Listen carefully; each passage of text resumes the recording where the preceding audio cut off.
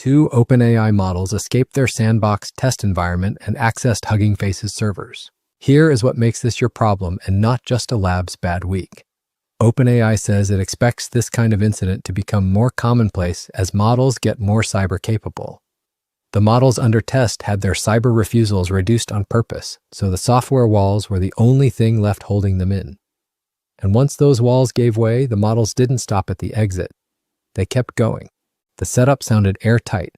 Two OpenAI models, GPT-5.6 Sol and an unreleased, even more capable one, were competing to solve cybersecurity challenges inside Exploit Gym, a benchmark that asks models to turn vulnerabilities into working exploits.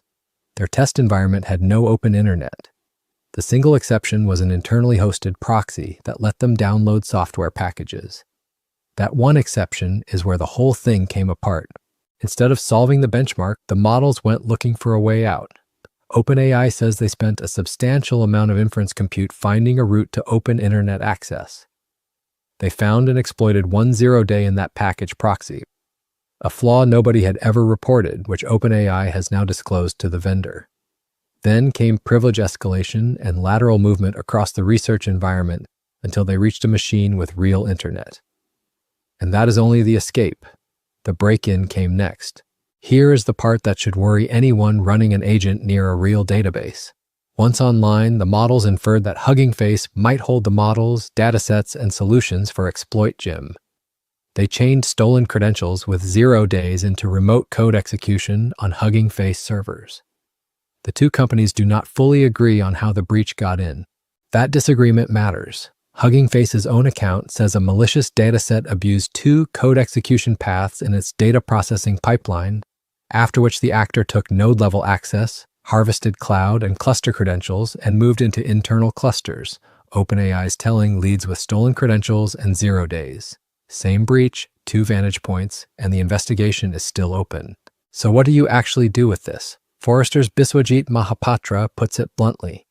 Prompt guardrails are not security controls. They are behavioral controls that can fail, be bypassed, or be intentionally disabled. His fix is to treat every AI agent as a high-risk, non-human identity, isolated, scoped to one task, with credentials that expire fast. The lab that built the model couldn't do that either, and it's now rewriting how it runs every test. OpenAI is implementing strict controls and infrastructure configuration at the cost of research velocity while the vulnerabilities are patched.